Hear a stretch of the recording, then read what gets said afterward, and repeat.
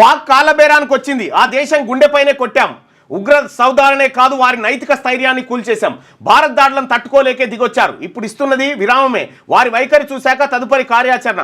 ఉగ్రవాదం ఆక్రమిత కాశ్మీర్పై మాత్రమే చర్చలు. సింధూరం తుడిచిన పరిణామం ఏంటో ముష్కరులకు తెలిసి వచ్చింది. నవయుగ యుద్ధంలో పాక్ను మట్టి కరిపించాం. స్వదేశీ ఆయుధ శక్తి చాటి చెప్పాం. జాతిని ఉద్దేశించి చేసిన ప్రసంగంలో ప్రధాని నరేంద్ర మోడీ భారత్ ప్రళయ భీకర దాడులను తట్టుకోలేకే పాకిస్తాన్ చివర కాల్పుల విరమణ పేరుతో కాళ్ళబేరానికి వచ్చిందని పాకిస్తాన్ కాలబేరానికి వచ్చిందని చెప్పి ప్రధానమంత్రి నరేంద్ర మోడీ పేర్కొన్నారు. నవయుగ యుద్ధంలో పాకిస్తాన్ను భారత్ మట్టి కరిపించిందని, వారి సరిహద్దుల్లో యుద్ధానికి దిగితే మనం వాళ్ళ గుండెపైనే కొట్టగలిగామన్నారు. ఆ దేశ ప్రవర్తనను పరిశీలిస్తామని, మున్ముందు ఏమాత్రం తేడా వచ్చినా ఊరుకోబోమని హెచ్చరించారు. ఇరు దేశాలు కాల్పుల విరమణకు అంగీకరించిన నేపథ్యంలో ఆయన సోమవారం రాత్రి 8 గంటలకు జాతిని ఉద్దేశించి ప్రసంగించారు. ఆపరేషన్ సింధూర్ మొదలయ్యాక జాతిని ఉద్దేశించి ఆయన మాట్లాడడం ఇదే తొలిసారి. ఈ సందర్భంగా భారత్ వైఖరిని స్పష్టంగా చాటి చెప్పారు. దాయాది దేశం మన పాఠశాలలు, సాధారణ ప్రజల ఇళ్లను లక్ష్యంగా చేసుకుంటే వారి ముఖ్యమైన మౌలిక వసతులు, ఉగ్ర స్థావరాలను విధ్వంసం చేసి మన సత్తాను చాటగలిగామని ప్రకటించారు. 21వ శతాబ్దం సరికొత్త యుద్ధంలో భారత్ తన స్వదేశీ ఆయుధ శక్తిని ప్రపంచానికి చూపించిందన్నారు. ఇక పహల్గామ్లో ఉగ్రవాదులు వికృత క్రూరత్వాన్ని ప్రదర్శించి కుటుంబ సభ్యుల ముందే అమాయక ప్రజలను చంపినందుకు ప్రతీకారంగా పాకిస్తాన్లోని ఉగ్ర సౌధాలను కుప్పకూల్చి 100 మందికి పైగా పేరు మోసిన ఉగ్రవాదులను అంతమొందించినట్టు ప్రకటించారు. ఇక ఆ దేశంతో చర్చలంటూ జరిగితే ఉగ్రవాద నిర్మూలన పాక్ ఆక్రమిత కాశ్మీర్పై మాత్రమేనని ఆయన స్పష్టం చేశారు. ఉగ్రవాదం చర్చలు, ఉగ్రవాదం వాణిజ్యం ఒకేసారి సాధ్యం కావు. ఒకే చోట నీళ్లు రక్తం ప్రవహించవు. భారతదేశాన్ని, ప్రజలను రక్షించుకోవడానికి ఎంత పెద్ద నిర్ణయానికైనా వెనుకాడబోం. పాక్ సైన్యం, అక్కడి ప్రభుత్వం ఉగ్రవాదానికి ఎలా నీళ్లు ఎరువు వేస్తూ వస్తున్నాయో అలాగే అవి ఏదో ఒక రోజు ఆ దేశాన్ని కూడా అంతం చేస్తాయి. పాకిస్తాన్ తనను తాను కాపాడుకోవాలంటే ఉగ్రవాద వ్యవస్థల్ని ధ్వంసం చేయాల్సిందే అని చెప్పి ప్రధానమంత్రి మోడీ గారు చెప్పినటువంటి మాట. ఇక సరిహద్దుల్లో మళ్ళీ డ్రోన్లు. ఓ దిక్కు ఈయన ప్రెస్ మీట్ అయిపోగానే కాళ్ళబేరానికి వచ్చిరు వాళ్ళే అని చెప్పి ప్రకటించిన అర్ధగంటకు మళ్ళా వాళ్ళు డ్రోన్లు మళ్ళీ సరిహద్దులో మళ్ళీ డ్రోన్లు. భారత్ పాక్ మధ్య అంతర్జాతీయ సరిహద్దు వెంబడి జమ్మూ కాశ్మీర్లోని సాంబా సమీపంలో సోమవారం రాత్రి డ్రోన్ల కదలికలు కనిపించాయి. ఆపరేషన్ సింధూర్పై ప్రధాని నరేంద్ర మోడీ తొలిసారిగా స్పందించిన కొన్ని గంటల్లోనే ఈ పరిణామం చోటు చేసుకుంది. అటు పంజాబ్లోని జలంధర్లో ఓ నిఘా డ్రోన్ను కూల్చివేసినట్టు సైనిక బలగాలు ప్రకటించాయి. శకలాల సమీపానికి ఎవరు వెళ్లొద్దని అప్రమత్తం చేశాయి. జలంధర్లో కొన్ని ప్రాంతాలతో పాటు అమృత్సర్, హోషియాపూర్ జిల్లాల్లో ముందు జాగ్రత్తగా బ్లాకౌట్ విధించారు. కలవరపడాల్సిందేమీ లేదని, పరిస్థితి పూర్తి నియంత్రణలోనే ఉందని సైనిక బలగాలు ప్రకటించాయి. పరిస్థితి పరిమిత సంఖ్యలో వచ్చిన డ్రోన్లను నిర్వీర్యం చేసినట్టు ఇది పేపర్లు మారుస్తుంది చూడు, అది తీసుకో, పనిచేస్తుందా, చెయ్యాలి ఎట్లనే చేసి నువ్వు యుద్ధానికి దిగు.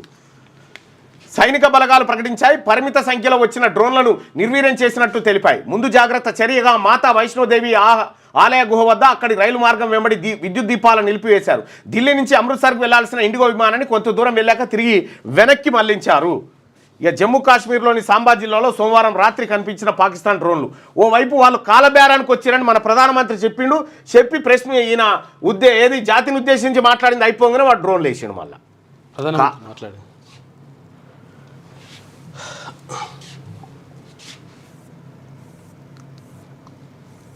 అసలు ఎవరు ఏం చెప్తారో అర్థం కానటువంటి పరిస్థితి. పాక్పై దాడి వీడియోను ప్రెస్ మీట్ సందర్భంగా మీడియాకు చూపించిన త్రివిధ దళాధిపతులు పాకిస్తాన్పై దాడి చేసి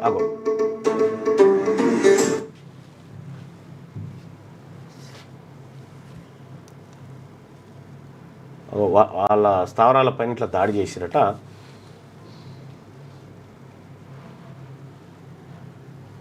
సర్జికల్ రిజర్వ్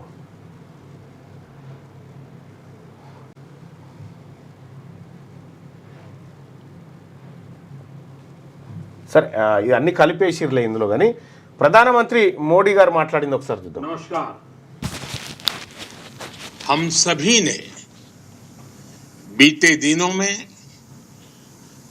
देश का सामर्थ्य और उसका संयम दोनों देखा है. मैं सबसे पहले भारत की पराक्रमी सेनाओं को, सशस्त्र बलों को,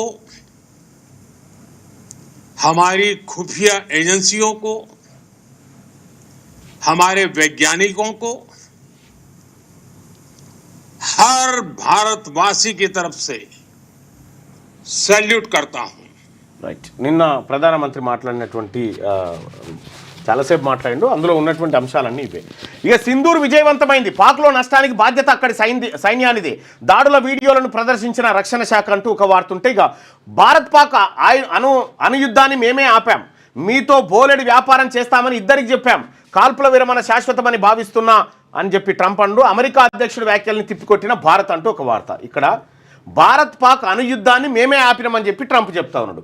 మీతో బోలెడు వ్యాపారం చేస్తామని ఇద్దరికి చెప్పాం, మీతో వ్యాపారం మెరుగుపరుచుకుంటామని ఇద్దరు చెప్పిరట, కాల్పుల విరమణ శాశ్వతమని భావిస్తున్నా అని ట్రంప్ అంటే అమెరికా అధ్యక్షుడు వ్యాఖ్యల్ని తిప్పికొట్టిన భారత్ అంటారు. మొన్ననేమో అమెరికా అధ్యక్షుడు ట్వీట్ చేసిన తర్వాతనే కాల్పుల విరమణ జరిగింది. ఇక్కడ మరి ట్రంప్ తప్పు చెప్పిండా, ఎవరు తప్పు చెప్పిండు, ఎవరు ఏం చెప్తా ఉన్నారు ఈ దేశ జనానికి అనేది అర్థమవుతలేదు. రెండో విషయం ఏంటంటే, ఇక్కడ భారత్ పాకిస్తాన్ మధ్య యుద్ధం ఓ వైపు జరుగుతూ ఉంటే అక్కడ ఎవరు చైనా అమెరికా కొట్టుకున్నట్టు చేసినాయి కదా, వాళ్ళిద్దరు స్విట్జర్లాండ్లో కూర్చొని మాట్లాడుకొని ఒకటే మళ్ళా. అశక్త సైన్యాధ్యక్షుడి అస్తిత్వ పోరాటం, ప్రశాంత కాశ్మీర్లో కల్లోలానికి పాక్ ఆర్మీ చీఫ్ మునీర్ కుయుక్తులు బంతా ఉన్నాడట. వాడోడు మునీర్ గాడు. మీ పిల్లలు ఐఐటి ఎంసెట్ లాంటి కాంపిటేటివ్ ఎగ్జామ్స్ కి ప్రిపేర్ అవుతున్నారా? జాబ్స్ కోసం చేసే ప్రయత్నంలో విఫలమవుతున్నారా? ఇంగ్లీష్ పై పట్టు సాధించలేక పోటీ ప్రపంచంలో వెనుకబడుతున్నారా? స్టేట్ సిలబస్ అయినా సెంట్రల్ సిలబస్ అయినా అన్ని సబ్జెక్టులు ఇప్పుడు ఒక్క క్లిక్ లో. షేక్ స్పైకర్ ఇప్పటి వరకు ఎవరు తయారు చేయలేని విధంగా రూపొందించబడిన సరికొత్త యాప్. ఇప్పుడే షేక్ స్పైకర్ యాప్ ని ప్లే స్టోర్ నుండి డౌన్లోడ్ చేసుకోండి. కేవలం 1000 రూపాయలకే 7 ఏళ్ల పాటు సబ్స్క్రిప్షన్ పొందండి.